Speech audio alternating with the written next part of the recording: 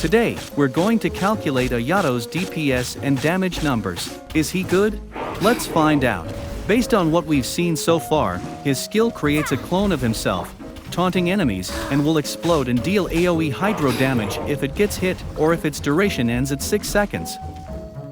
During this 6 seconds period, Ayato's normal attack will become hydro, and the attack combo will change to a 3-hit slash combo that can hit around 14 slashes based on various videos found on social media. His skill cooldown is 20 seconds, so there is a 14 seconds downtime. But this 14 seconds downtime can be reduced by 2 seconds every 2 seconds interval, whenever other party members' normal attack hits an enemy. So theoretically, the downtime is only about 7 seconds, meaning, you can swap to another DPS for 7 seconds and swap back to Ayato, and he will be ready to do the slashes again.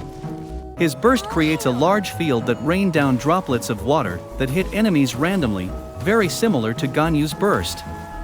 The droplet damage is also AoE, and the character other than Ayato, who is inside the AoE range, will get an attack speed bonus for up to 12%. Based on various videos, I found that the droplets can hit a single hilichurl for about 10 times. But if there are a large number of hilichurls, the droplets can hit a maximum number of 28 times. From the pattern I've analyzed, it seems like the droplet will guarantee a hit to an enemy every 4 droplets or 2 seconds, since the interval is half a second for each droplet. I could be wrong about this, but this is based on one video so far.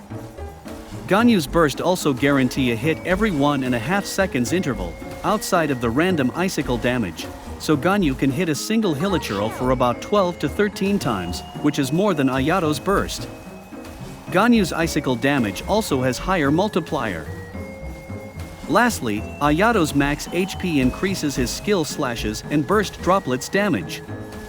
Now without further ado, let's look at his simulated damage numbers and DPS I've calculated overnight. In this first chart, I use Ayato's signature weapon to find out for his best artifact set. The new artifact set is mathematically weaker than the Shimenawa set. This is because the new artifact set only triggers the 60% normal attack damage bonus at 49.75% average chance. So this means the power of the new artifact set is only 30% damage bonus on average, compared to 50% flat of the Shimenawa set. But this artifact set does not take away 15 energy when you cast Ayato's elemental skill, which don't really matter if you have Xingqiu alongside him, since you can cast Xingqiu's elemental skill before casting Ayato's skill to cover the lost energy instantly. The damage numbers shown here are the averaged values instead of the normal or critical values, so you can make more calculation by yourself using this result. The rotation duration I use in this chart is 20 seconds, assuming Ayato will do one set of skill slashes combo for 6 seconds, and then one elemental burst for 2 seconds, before he swaps to another characters and return 12 seconds later. There are 2 DPS numbers in this chart. The first one is the DPS against one single target enemy, where his burst will only hit 10 times, and the second one is the DPS against multiple enemies close together, where his burst theoretically will hit them 28 times for each enemy. The DPS number that is closer to the reality would be the first one though, based on the number of single target bosses in the Abyss Floor 12 so far. In the next chart I will show you his damage numbers and DPS using various weapons and the 4-piece Shimenawa set. In this chart, I included Bennett's buff to his elemental burst.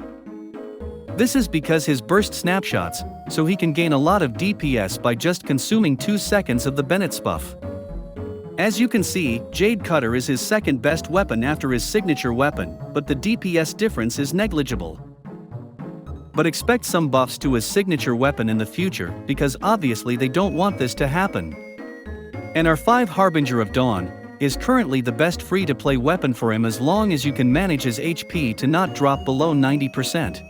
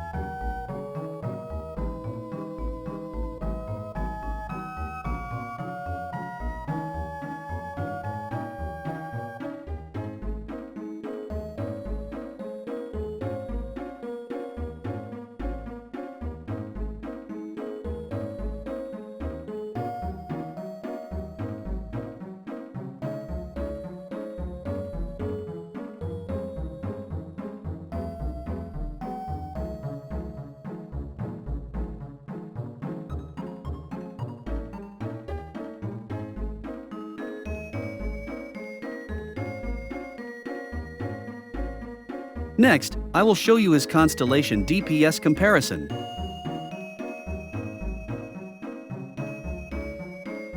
So that's all for today's calculation. Currently, his DPS depends a lot on the battle situation. He's pretty good when there are a group of enemies, but kinda weak when facing a single target enemy. Let's wait for more buffs as always. Please give the video a like, and don't forget to subscribe so you don't miss out on my next DPS calculation videos. Thank you so much for watching.